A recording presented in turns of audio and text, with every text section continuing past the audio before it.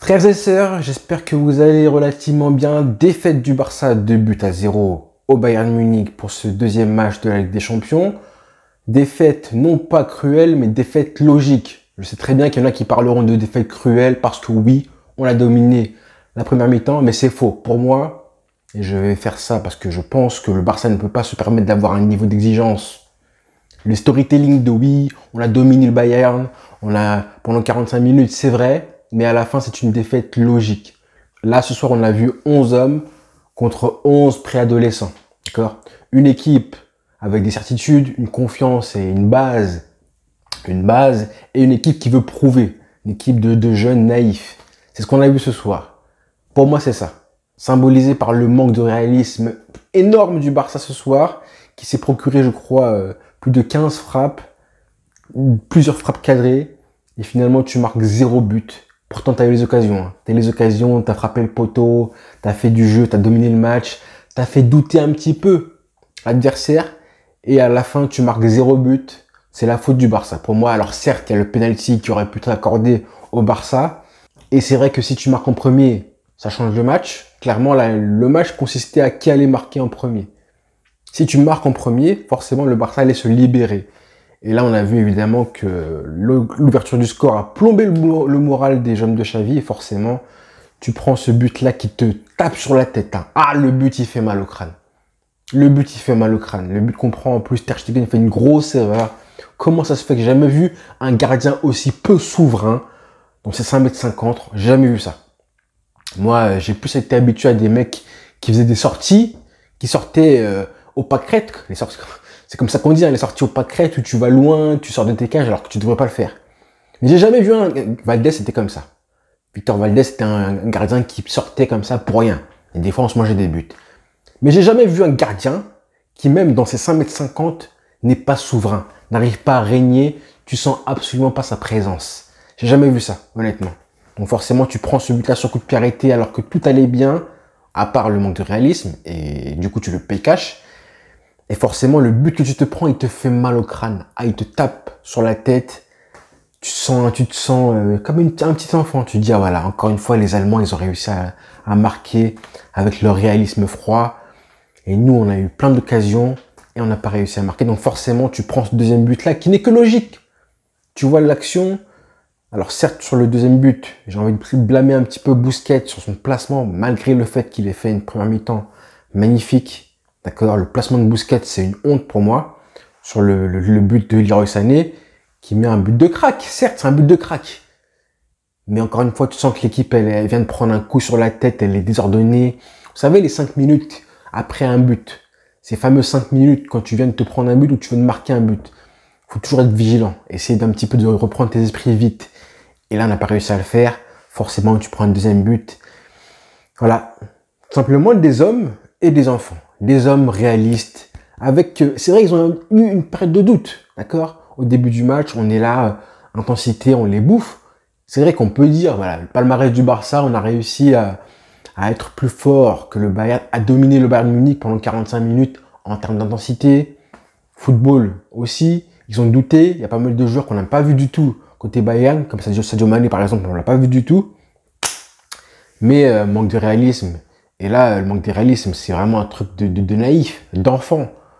Quand je vois un joueur qui était supposé incarner l'esprit tueur du club Barça, comme Lewandowski, il a beaucoup raté malheureusement. Il a beaucoup raté et toute l'équipe a raté aussi.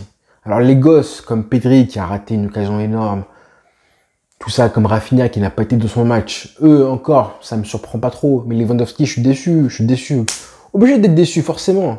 Le mec est là pour la mettre au fond. Il a une occasion qu'il doit mettre au fond. La passe de Gavi, elle est magnifique au début du match. Malheureusement, il se précipite un petit peu. Alors qu'il aurait dû faire preuve d'un petit peu de calme. Je pense qu'il a voulu être un petit peu trop spontané. Et il a une tête à se matcher sur Neuer, que Neuer détourne bien. Donc voilà, pas mal d'actions d'occasion que Lewandowski, il a pratiquement tout raté malheureusement. Et l'équipe a sombré à ce niveau-là aussi. Ça n'a pas été le seul, hein, malheureusement. On peut aussi parler de Ferran Torres qui a pas mal raté, de Pedri. Alors Pedri, c'est marrant parce que lui, je trouve que personne n'en parle aujourd'hui. Parce qu'on le découvre, hein, Pedri, c'est encore un nouveau joueur, on le connaît depuis 2 ans. Donc ses qualités, on les a découvertes progressivement. Il a été blessé très longtemps aussi l'année dernière après l'Euro, après les JO plutôt. Donc Pedri, là j'ai vu un match où justement il était supposé step up, hein, vraiment mener l'équipe à la victoire et faire un masterclass. Et moi je m'attendais vraiment à semer le terrain. Pedri Gavi qui a été fantastique pendant 45 minutes. D'accord? Mais tenir 45 minutes face au Bayern, c'est une chose. Pendant 90 minutes, c'est une autre chose. Ce que j'ai vu de Pedri Gavi au début du match, c'était vraiment magnifique. Comment ils ont gêné Kimmich, comment ils ont imprimé le tempo avec Gavi qui était vraiment pour harceler Sabitzer, pour harceler Kimmich et Pedri qui dictait un petit peu le rythme. Ça, c'était vraiment magnifique. Et Busquets, le nombre de ballons récupérés par Busquets, je ne sais pas comment il a fait. Honnêtement, il a récupéré, je crois, peut-être presque 10 ballons en début de match. Je me suis dit, là, on est parti pour un masterclass de Busquets. Il y avait juste une petite boulette qu'il a fait au début du match à la 2e minute. Mais après ça, c'était un récital jusqu'à la mi-temps. Et Pedri, donc, pour en revenir à lui, Pedri, c'est dommage hein, parce que tu es à ça de passer d'être un joueur extraordinaire. Tu as 19 ans, bientôt 20 ans, tu as le temps pour l'être.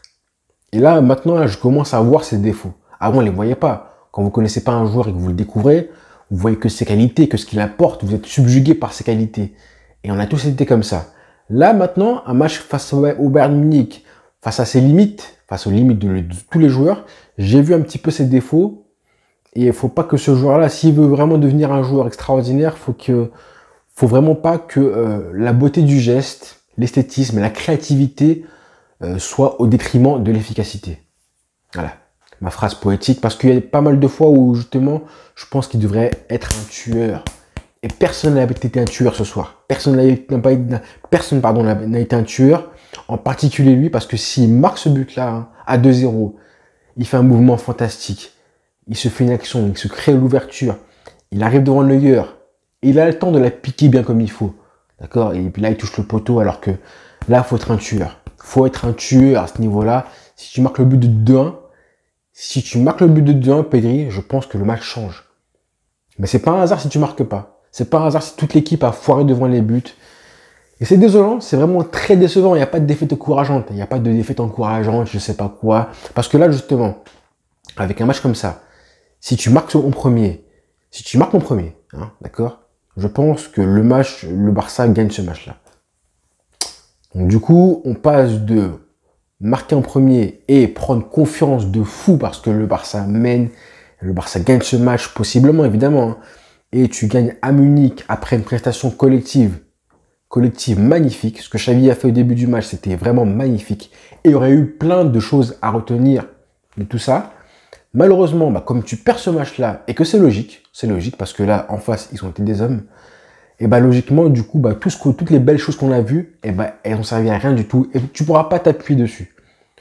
Tu pourras pas t'appuyer dessus pour les prochains matchs, surfer sur la confiance. Là, maintenant, hein, ce qu'on a pris ce soir-là, ça va être très compliqué pour rebondir très vite. Il y a un match qui va arriver, heureusement que la trêve va arriver, parce que là, on a pris un gros coup sur la tête. Je suis dégoûté. Dégoûté parce que alors, on passe à ça de basculer dans un match qui aurait été une grande victoire pour nous. Si tu marques en premier, l'idéal, après quand tu es mené 2-0, c'est de revenir au score. De partout. Mais pour ça, il aurait fallu évidemment que Pedri marque ce but-là, ou qu'un autre joueur aussi marque. Globalement, il y a très peu de satisfaction. Si tu prends la totalité du match, le match il a été en deux parties, hein, 45 minutes magnifiques, avec une défense centrale qui a à chaque fois coupé les brèches. On avait deux latéraux, c'était pas deux latéraux virevoltants, c'était pas Baldé et Bellerin, c'était pas des mecs qui font le jeu. C'était des mecs qui étaient là pour un petit peu contrôler Mané d'un côté et Leroy Sané de l'autre. Ils se sont bien débrouillés tout le match, en tout cas au début du match, les 45 premières minutes, ça a été vraiment intéressant. Et la défense centrale, Christensen a été très très bon, Araujo a fait ce qu'il a pu aussi, vraiment. Au milieu de terrain, on était bien en place. Busquets, vraiment magnifique. Pedri Gavi, vraiment l'équilibre entre les deux. L'équilibre parfait entre la complémentarité de l'un et de l'autre. J'ai bien aimé ce que j'ai vu. Dembélé a été un des meilleurs joueurs. Hein. Pour moi, ça a été le meilleur joueur Dembélé. Je pense, avec Gavi, ça a été, je pense, le meilleur joueur Dembélé. Il n'a pas raté grand-chose. Il a été bon aussi. Il avait quand même des clients en face de lui, que ce soit Alphonso Davies qui a fait un match de crack encore une fois. Et de l'autre côté, que ce soit Mazraoui qui a fait une bonne entrée aussi. Faut le dire, hein, Pavard aussi faisait son match. Et Rafinha, par contre, n'a pas été bon du tout. Il a joué à l'envers, il défendait très mal. À chaque fois, tu penses que le mec va faire un attentat. Quand il défend Rafinha, des fois, il faut qu'il fasse gaffe. Hein, parce que lui, il va manger des cartons rouges bêtement.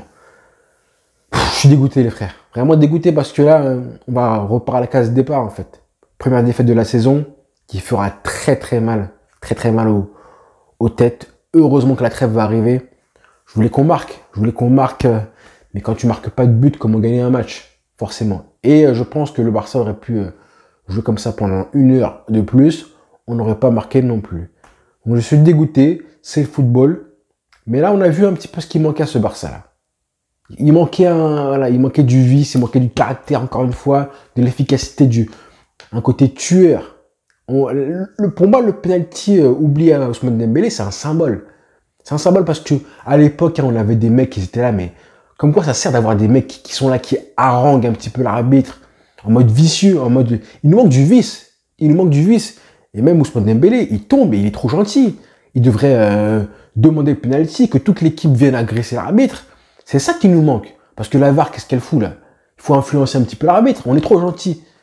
Et ça a été c'est vraiment un symbole du manque de méchanceté, on n'est pas assez tueur, on est trop gentil. Donc tout le match, que ce soit avec l'arbitre qui a été, je trouve, très sévère avec le Barça, qui a mis des cartons jaunes, que ce soit avec l'arbitre devant les cages ou dans le jeu, on a été trop gentil après la pause, même avant ça, trop gentil.